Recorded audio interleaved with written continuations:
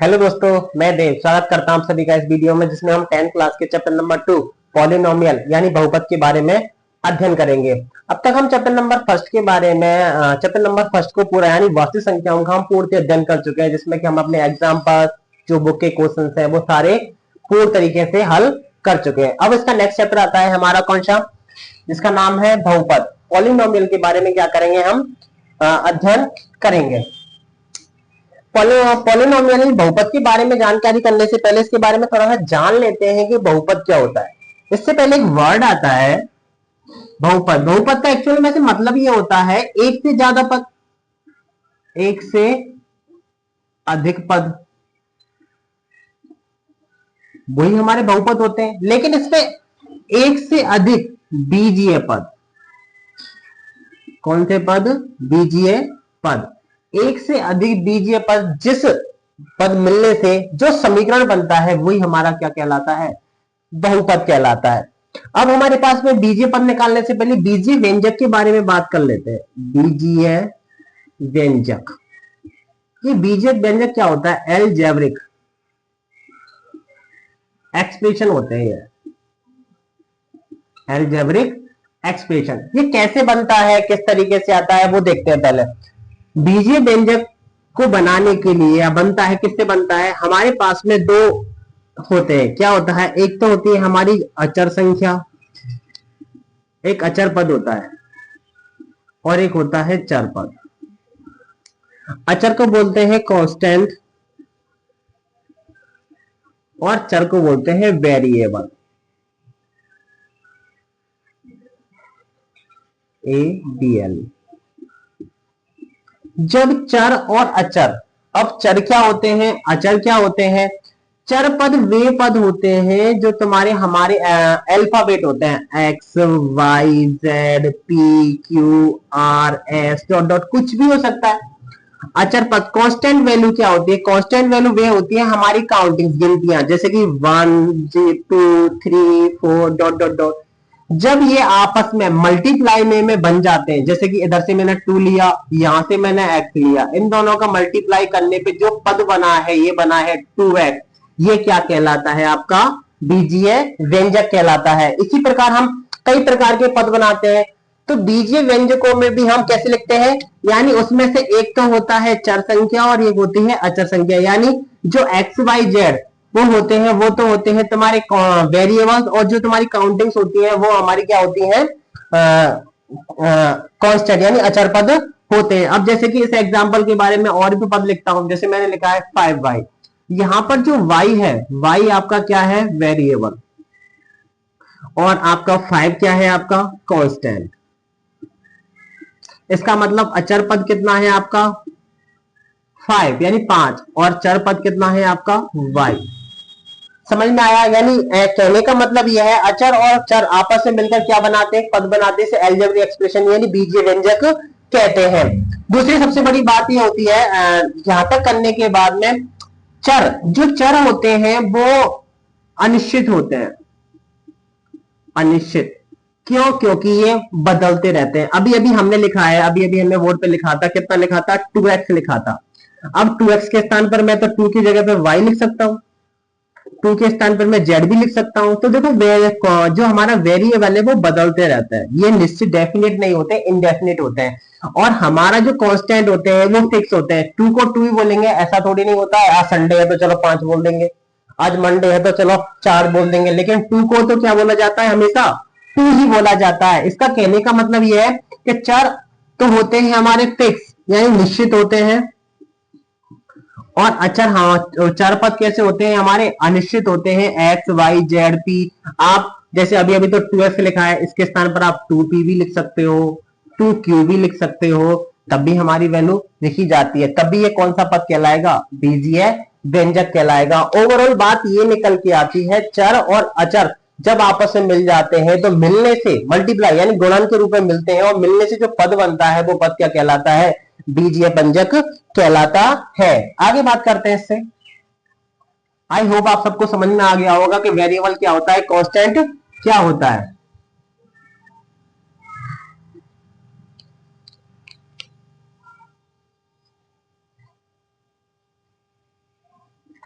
अब हमारे बीजीय व्यंजकों के बारे में बात करते हैं। तो बीजीय जो व्यंजक होते हैं, बीजीय व्यंजक, व्यंजक, बीजीय व्यंजक जो अभी हमें लिखा था उसमें क्या लिखा था, एक तो चर संख्या थी और एक अचर संख्या, एक कांस्टेंट था और एक वेरिएबल था। ये दोनों आपस में मिलकर क्या पद बनाते हैं, हमारा बीजीय व्यंजक बनाते हैं। ये कई प्रकार के होते हैं, ये 4 प्रकार के होते हैं। ये कितने प्रकार के होते हैं, 4 प्रकार के। कौन कौन से होते हैं, एक पदीय, दूसरा होता है, इनके प्रकार कितने होते हैं, 4। हाँ, एक होता है एक पदीय, दूसरा होता है दो पदीय, तीसरा होता है त्रिपदीय और चौथा होता है हमारा बहुपदीय।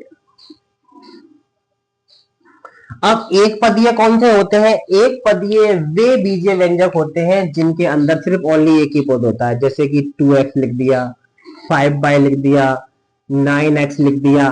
ये जितने भी पद हैं सब में कितने कितने पद आ रहे हैं, सिर्फ में एक एक पद आ रहे हैं। दो पदीय की बात करते हैं, जैसे कि 2x + 4 रख दिया, कितने पद हो गए, एक और दो, तो ये कौन सा पद कहलाएगा, दो पदीय कहलाएगा। त्रिपदीय के बारे में बात करते हैं तो कितना हो जाएगा, 2x + 4y + 6, और भी लिख सकते हो 2x²। हाँ, तो ये कितने पद वाला कहलाएगा, त्रिपदीय कहलाएगा। बहुपद 3 से अधिक होना, जैसे कि 2x + 5y + 9z + 4, ये 3 से ज्यादा पद होती है, हम इसको कौन सा पद कह देते हैं, बहुपदीय। वैसे नॉर्मली वे में देखा जाता है, मोटे मोटे तौर पर बात करते हैं, एक पदीय को छोड़कर ये भी बहुपदीय होता है, क्योंकि एक से ज्यादा पद होते ही क्या करने बन जाते हैं, वो बहुपद बन जाते हैं। ये त्रिपदीय हो जाता है और ये बहुपदीय हो जाता है। तो कहने को तो सभी क्या कहलाते हैं, हमारे बहुपदी कहलाते हैं। तो लेकिन पद में समझा दिया कि बीजीय व्यंजक कितने प्रकार के होते हैं, 4। एक पदीय, दो पदीय, त्रिपदीय और बहुपदीय। कहने का मतलब जिसमें एक पद होता है वो एक पदीय कहलाता है, इसमें दो पद है तो क्या कहलाता है, दो पदीय कहलाता है। और भी लिख सकते हैं आप,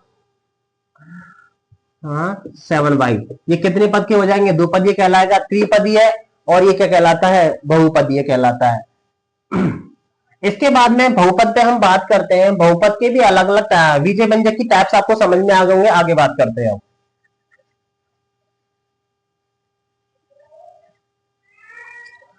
अब हम बहुपद के बारे में बात करते हैं। अभी हमने पढ़ा है कि बहुपद एक से ज्यादा पद मिल, जो हमारे बीजीय व्यंजक एक से ज्यादा पद मिलकर जो पद बनाते हैं वही हमारे क्या बन जाते हैं, बहुपद, पॉलिनोमियल बन जाते हैं। अब बहुपद कितने प्रकार के होते हैं, बहुपद की घात क्या होती है, किस तरीके के होते हैं, वो हम एक बार देख लेते हैं।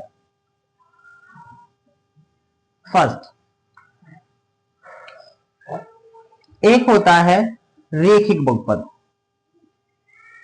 रेखिक बहुपद। एक होता है हमारा द्विघात बहुपद, एक होता है हमारा त्रिघात बहुपद। रेखिक बहुपद को इंग्लिश में कहते हैं लीनियर पॉलिनोमियल, लीनियर पॉलिनोमियल, क्या कहते हैं, लीनियर पॉलिनोमियल। इसको बोलते हैं क्वाड्रिक, क्वाड्रिक पॉलिनोमियल। एक होता है हमारा cube polynomial,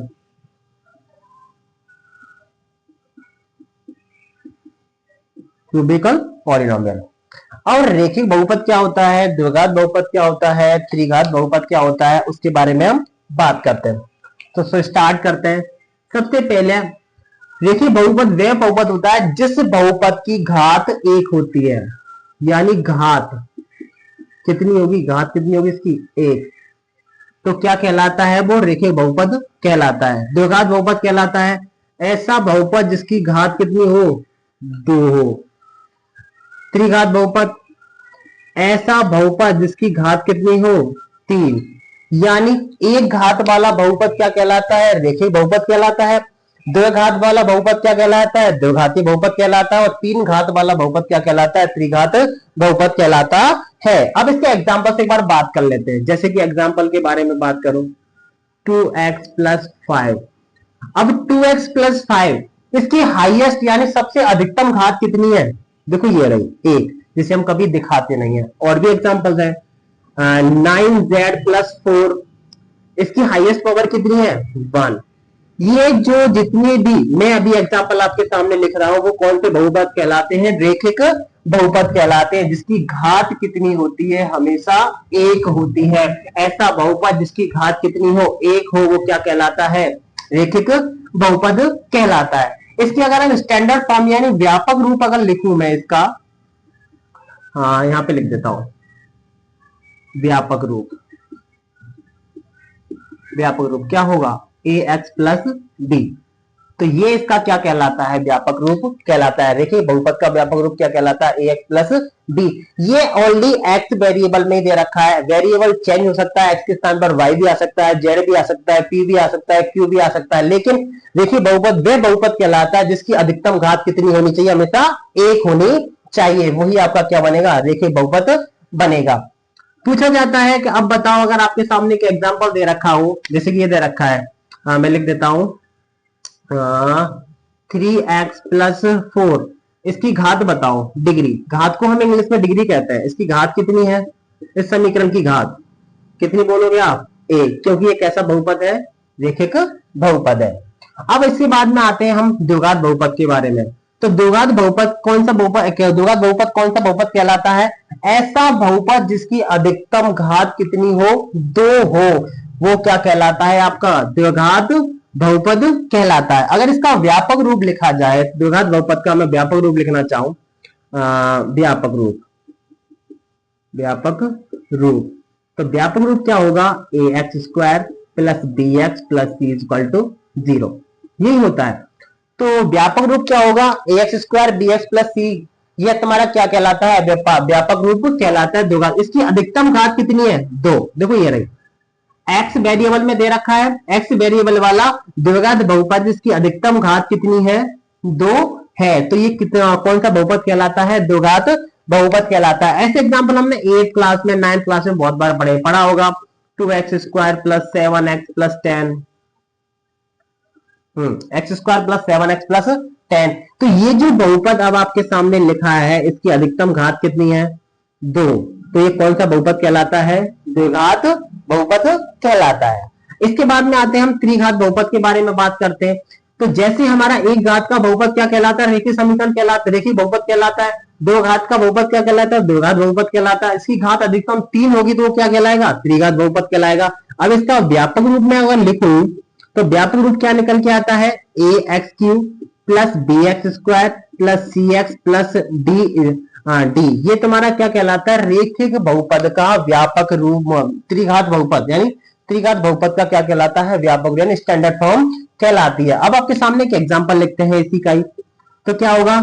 2x³ + 5x² + 9x + 4, ये जो आपके सामने ये समीकरण लिखा हुआ है, इसकी अधिकतम घात कितनी है? देखो ए नहीं समारा जाता, मतलब ये पीछे वाला जो होता है ना, ये काउंट नहीं किया था। सबसे अधिकतम, सबसे बड़ी घात देखी जाती है। सबसे अधिकतम बड़ी घात कितनी है हमारी? इसमें 3 है। तो ये कितने घात का बहुपद कहलाएगा?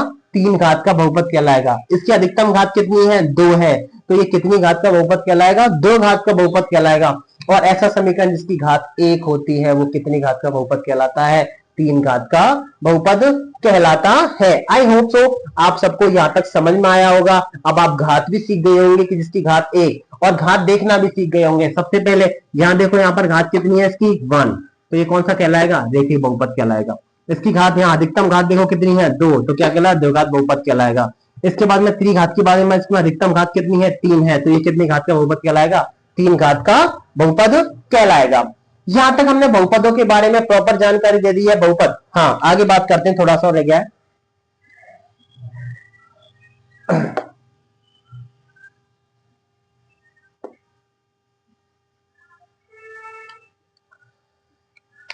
इस चैप्टर में हम द्विघात बहुपद के बारे में अध्ययन करेंगे। कौन से? द्विघात बहुपद। बहुपद के बारे में जानकारी लेने के बाद में हम द्विघात बहुपद के बारे में यानी क्वाड्रिक,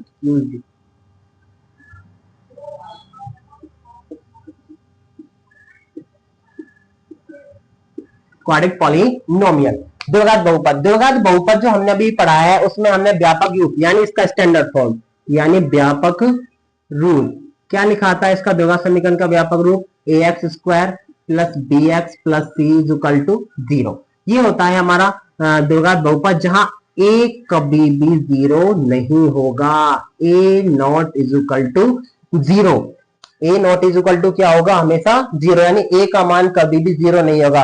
वैसे सोचने वाली बात है अगर ए का मान 0 हो जाता है तो ये द्विघात बहुपद बनेगा या नहीं बनेगा? द्विघात बहुपद नहीं बनेगा। बिकॉज क्यों? क्योंकि ये पूरा 0 होने पर ये टर्म्स खत्म, तो क्या बन जाए रह जाएगा बी एक्स प्लस सी, तो ये लीनियर इक्वेशन बन जाएगा यानी मतलब रेखिक बहुपद बन जाएगा। अब हम द्विघात बहुपद के बारे में आगे बात करते हैं। तो द्विघात बहुपद में ए बराबर क्या होता है एक्स स्क्वायर का गुणांक, बी बराबर क्या है आपका एक्स का गुणांक, और सी बराबर क्या है आपका अचर पद। अब एक्स स्क्वायर का गुणांक, अब इसमें एक वर्ड आया है गुणांक, इसको इंग्लिश में बोलते हैं कोफिशिएंट, COFFICENT, और इसको बोलते हैं कांस्टेंट टर्म। हाँ, यानी एक्स स्क्वायर का गुणांक यानी कोफिशिएंट ऑफ एक्स स्क्वायर कितना है, मतलब ए है, B is equal to X square of X का कोफिशिएंट है, सी बराबर हमारा कांस्टेंट टर्म है। जब हम इस द्विघात बहुपद का जो है कि व्यापक रूप के बारे में हम समझ चुके हैं कि ए बराबर क्या होता है एक्स स्क्वायर का गुणांक, बी बराबर क्या होता है एक्स का गुणांक, और सी बराबर क्या होता है अचर पद होता है कोफिशिएंट। यानी इसके बाद में हम यहां तक पढ़ चुके हैं कोफिशिएंट का मतलब होता है कि यानी ऐसा जिसके बारे में पूछा है उसके बगल में जो मल्टीप्लाई में लिखा होता है वो इसका क्या बन जाता है गुणांक बन जाता है। इसके बाद में हम द्विघात बहुपद के बारे में जो बुक में दे रखा है ग्राफ दे रखा है, ग्राफ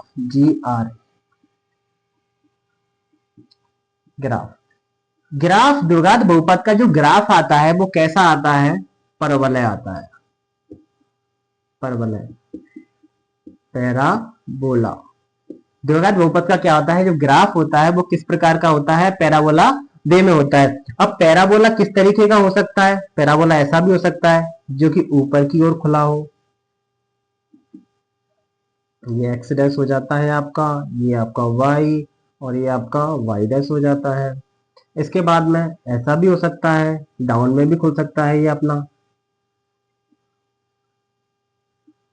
यानी X dash sorry X dash Y और वाई डैश, ये इस तरीके से आपका डाउन में भी खुल सकता है, ये इधर भी हो सकता है, इधर भी हो सकता है, यहाँ भी हो सकता है, यहाँ भी हो सकता है, किसी भी प्रकार का लाइन पर भी हो सकता है। अगर ये इस तरीके का आता है तो ए का मान 0 से बड़ा है, अगर ये इस तरीके का मान आता है तो ए लेस देन 0 है। I think I hope so everybody you will understand properly. आप सबको यहाँ तक समझ में आ गया होगा कि बहुपद क्या होते हैं, बहुपद में कितने प्रकार के होते हैं। मैंने आपको छोटे से स्तर से बिल्कुल छोटे स्तर से लिया है कि बीजीय व्यंजक क्या होते हैं, बीजीय व्यंजक कैसे बनता है, उसके बाद में कितने पद होते हैं उसके बाद में मैंने यहाँ तक आप सबको आई होप सो यहाँ तक समझ में आया होगा। अब इसके बाद में हम एक्सरसाइज 2.1 के बारे में बात करेंगे।